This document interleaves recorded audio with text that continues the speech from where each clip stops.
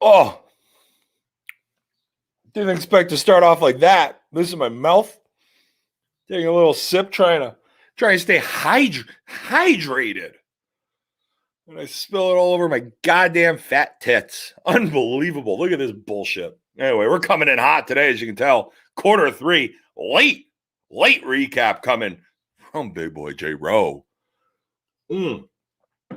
That's all right, though. You know, like we said, sometimes life happens. Work gets in the way. Doctor's appointment. All that good stuff. So here we are. It's Tuesday afternoon. A little rainy. It's as humid as it's a humid day today. In my house, it feels like a sweatshop in Bangkok right now. It's bad. But I digress. You don't need to know that. Let's get into the games from last night. There was a lot of action. There was some good games. There was some not good games. Much like my eating habits. Sometimes I have a good meal, but more times than not, usually dog shit I'm putting in this fucking jalopy I call a body of mine. But let's get going here. 6:30 game. First up on the schedule, we got Monahan versus Tomahawk Tavern. We got one team trying to crawl out of the basement. Monahan is now 500 in their last 10. They snapped out of it a little bit with a nice 18-16 win for Monahan. Tommy Hudon was on the bump and shit was fiery. Anytime you get Tommy back around, you know it's going to be a night. Monahan's got the chance. Since they made the trade, since their trade deadline, they've been trending in a better direction. They're one of the few teams over 500 or at 500 or better right now. But Tomahawk, not sure what's going on there. They continue to slide. They're now 1-9 in their last 10. They've lost 8 in a row. That is, we call that in the biz a major schneid. You're hard on it. You can't get off it. But Monahan, love seeing this from them. I've said it early.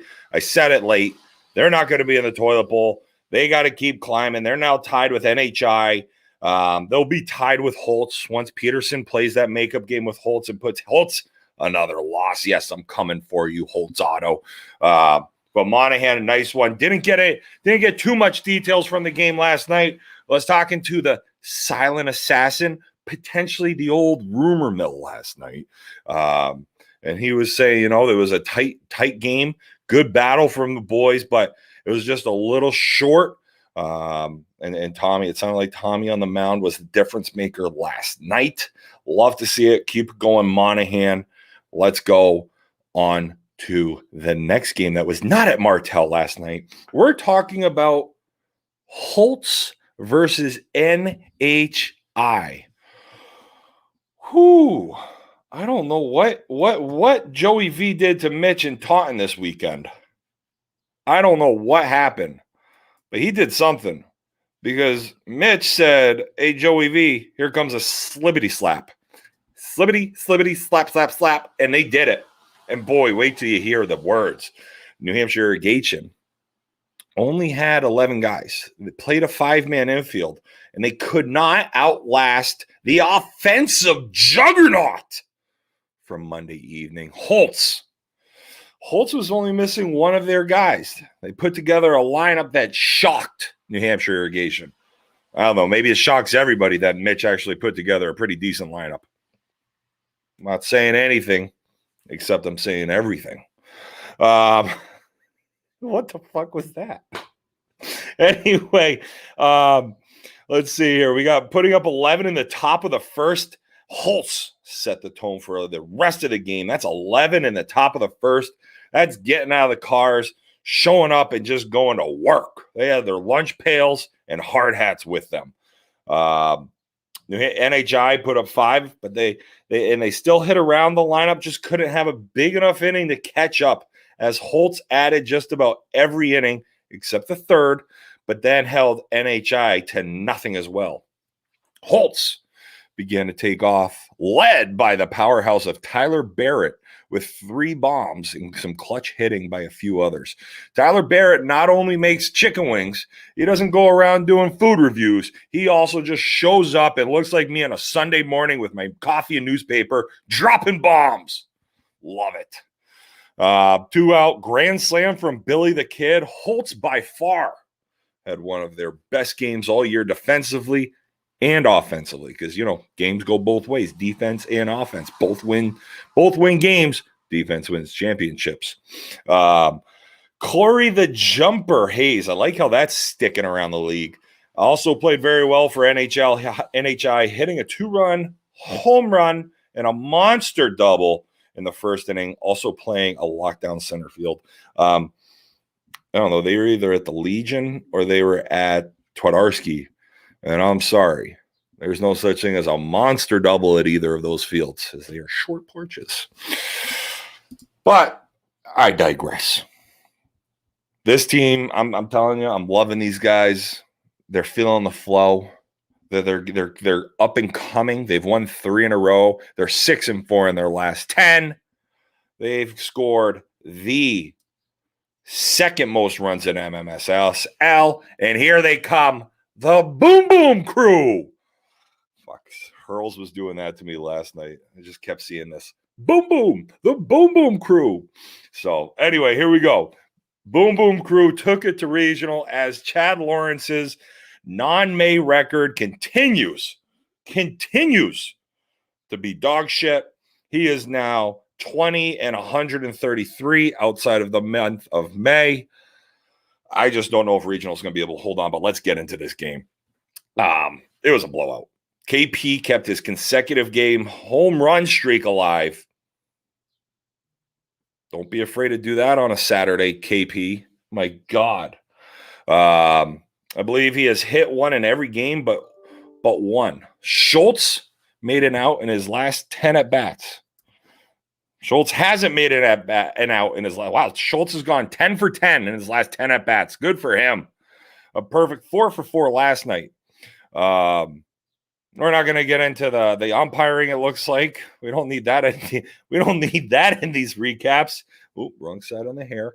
And they are now 3-2 since Robbie Torrey decided to stop going to Rochester and actually play in the real league, MMSSL. On the regional side, they were short Cy. There wasn't much to talk about in the way of run production. Just seemed like a flat night. And Boom Boom was hitting the shit out of the ball. And I tell you what, the last little piece here from this recap, don't let the Boom Boom Crew get hot. Boom Boom Crew. God, I like it. I don't care. I love these guys. It's fun. I like that they're loving the Boom Boom Crew. It is entertaining. It's enjoyable. I've got some comments, but I'm going to keep those to myself, and maybe we'll just say those at Martell tomorrow night. How's that sound? As we move on to the prime time game of the evening, Petersen painting on the road versus the undefeated home team, A&D Plumbing. And let me tell you what, this was worth every penny people paid to get into the ballpark last night. A&D Plumbing, they came out fucking hot right away. Jake Chambers playing shallow right. Brett Belrose looking for his patented opening at bat out. And I thought we had it, except Jake Chambers did one of these. He's out there. He's shallow right. Sees the ball get hit. Watching it. It gets about right over his head. He says, oh, shit, I should probably run for it, and then just books it. We held Brett to a triple. A&D put up 10. 10. I still got wood. It's a little Varsity Blues reference there. Gave it a fucking 10. A&D put up 10.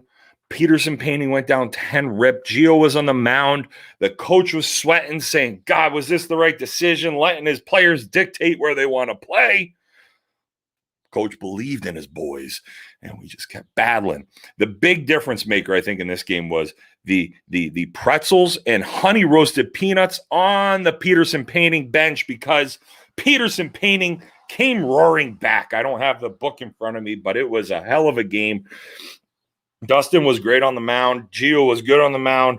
Just kind of kept going back and forth. Petersen was chasing 10 for a lot, finally had a couple innings, got up a couple, and then got up a couple more. I think we were chasing 2, don't remember exactly. Heading into the 7th, heading into the bottom of the 7th, we were up 6-7. Little confusion. Home book has is the official book. We were up 7 runs. Bottom of the order coming up. Petersen's feeling okay. We get 1 out, 1. Get 2 outs, 2. Get to Tony Long, he base hit. Get to Zach Hansen. I will say this, and I have said it, and I said it on the field last night. Zach Hansen may be the most clutch player in all of MMSSL. Going back to last year with Buckley, guy just draws walks and gets big hits at big times, and that's what he did last night. Zach Hansen hits a fucking beautiful little single up over the middle, falls right behind second in front of the charging Cahill and Joey Scoots. And we get up. It was, and then you start off, you get Belrose, those runs scored. Dustin gets up, hits a home run. Now the lead's cut to 3 or 4. Jano's up, another home run. Bases are now loaded. Tying run is on 3rd.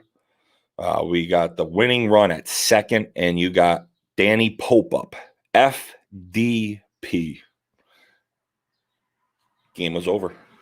Gio gets him the miss. Fly ball out to right. Petersen painting holds on for the 1918 win. And guess what? Petersen's climbing. You smell that? You smell what Petersen is cooking? That's right. It's our turpentine, and it's our brushes, and it's all the fucking beautiful paint. We're coming to paint the standings red. So, nice little game last night. It was honestly, it was it was so much fun. We had a blast. It was a fun game to play in. I think both sides had a hell of a time. There was a chance where if we actually held A&D, I think if we held them to, if we just got 3 outs, I think we were going to run rule them. No, that wouldn't have made sense. Anyway, it was a hell of a game. I think everybody had fun. It was a fun game to play in, especially this early in the year. It was tight. We batted 12. We had everybody in our lineup going. A&D had 1 sub. Like, it's fun. It was a fun game. Because unfortunately, after that game, it got pretty boring. I don't know. Depends on who you talk to. VFW made it sound like they were playing in the Western Conference Finals last night with the fireworks going off and the hooting and the dancing and the heys. And Buckley looked like they needed to watch a little of the Tomahansky fielding videos before this game. I actually saw the stat line, and I got texted from somebody at the game last night, and I'm going to pull it up here real quick. Let's see here. It was VFW 28, home runs were 5, errors 0. Great job by VFW. Buckley, runs 5, home runs 2, errors 38. That's scary. It's not a stat line you want to see, I'll tell you that much. But VFW, I tell you what, VFW, that team flies through their home runs like I fly through a shandy dandy. Put a Celtic in front of me, put a shandy dandy in front of me, it's going to be gone. And that's what VFW did last night. However, they ran out of their home runs in the 2nd inning, and it didn't matter. VFW just kept marching. They look like the ants. The ants, when the ants go marching in, that's what VFW is looking like right now, as they are now tied atop the leaderboard. Pettigrew hit a couple home runs. Way to be Petty, keeping that hot streak going from Saturday. Gallo out there. Benny Hartson on the mound. Hartson might have been the steal of the draft so far. I'm not sure. Might be going on a limb here. Hartson might have been the steal of the draft. We'll wait and see how that plays out. But Hartson's pitching very well for VFW right now, and I'm going to be curious to see when they get healthy what this team is going to completely look like. But VFW was flying. They were feeling the flow last night. They had everybody. Really got tired of watching the game because they were just slibbity slapping. It was a double slibbity slap. Slibbity slap, and bat, bat, bat. That's all it was. I think there was a couple nice plays made. I don't know. It seemed like anytime anything good happened, VFW had the pom-poms going and they were cheering hard, which you know what year 2021 is, right? It's the year of the hype man. Hype your teammates up. Pick your boys up, and that's what VFW does. That's okay in my book. So I'm going away from doing the Vanna White, when I was doing this. You couldn't, I actually looked. Why didn't somebody tell me? You can't see shit. You can't see the standings when I'm doing that. And so guess what? You're gonna miss my beautiful face for a minute. Here we go. Look at this. VFW is now tied. We got a three-way tie atop the leaderboard here. VFW, A&D, and Buckley all sitting at 9-4. Regional. Where's Regional? Oh, look at that. Regional's now below Petersen. Let's go, boys. Petersen in fourth with a half a game left to catch up. So they could either be in sole possession of fourth or tied for fourth with Regional, but we're going off a winning percentage. So Petersen, let's go, boys. Big thing last night, Petersen Baining gave A&D their first loss as the home team, which is a very nice feat. Regional slips again. They've lost one. They are now 4-6 in their last 10. You might need to make a coaching change here. I'm sure Chad would be devastated, but you can't let Chad's horrible post-May record continue to ruin what was once a great start to your season. The Boom Boom crew, look at that, 3 in a row, 6-4 in their last 10. They are just mashing the balls like they're at a – no, not going to go there on that one. Second in the league with runs scored. You know, I mean, they're only a paltry 25 runs behind VFW, but that's they've scored a lot of runs. I like to see that. They've also given up a lot of runs. Maybe they need to borrow the Tom Amansky video after Buckley's done with it. Holtz, 5-7, 1-1, 3-7 last 10. NHI 3-7 last 10. Those two teams need to find something here quick. Wednesday night game is going to be big for them. Monahan, a little 500 action. Like to see it. And then finally round out the standings with Tomahawk. Tomahawk, come on, baby. Let's have a night Wednesday. I don't know if that Wednesday will be your night, but come on, let's go. Lost 8. Let's get some good juju going. Here we go. Let's take a look into Wednesday night's game. Buckley versus Boom Boom crew. That's gonna be a great game over at the Legion. Petersen Painting versus Tomahawk. Sorry, Tomahawk, you're not gonna get your win going on Wednesday. We are. Maybe Monday. How about that? Get out of your schneid on Monday. Monahan VFW at Twadaski. Primetime game, NHI versus Regional. If it's anything like those two teams played like last night, it's going to be a pillow fight.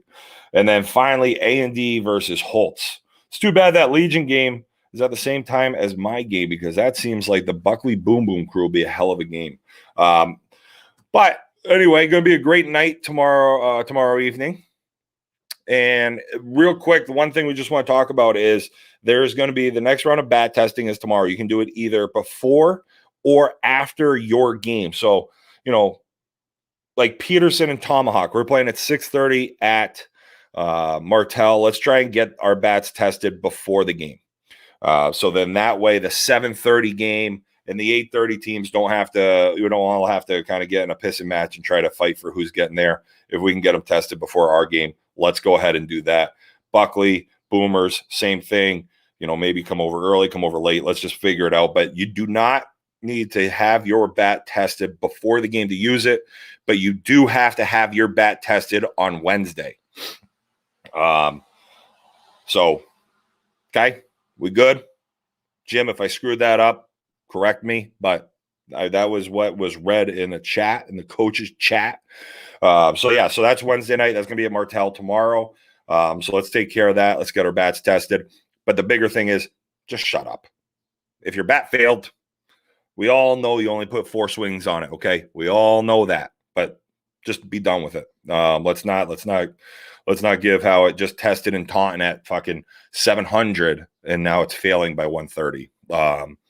Let's literally just get your bat tested, grab your bat, get out of there, and let's not make this a big ordeal for the board members that are going to be testing their bat. Unless if it's Jim. I feel like Jim should always catch some grief. He's the president. We should always bust Jim's chops a little bit. So, but in all seriousness, no, you do get your bats tested tomorrow night, either before or after your game. Obviously, the 8:30. Let's not do it after. Let's get those all done. I would say before the start of the 8:30. know I'm speaking out of turn a little bit, but just trying to be considerate of people if people don't want to hang around till, after the 8:30 game with the tester. So that's all. That's all I got. I don't have much. I didn't have any call-in guests today, surprisingly. Other than that, I got nothing. We'll see you tomorrow night. See you around. I'll be at the Tell. Have a great evening.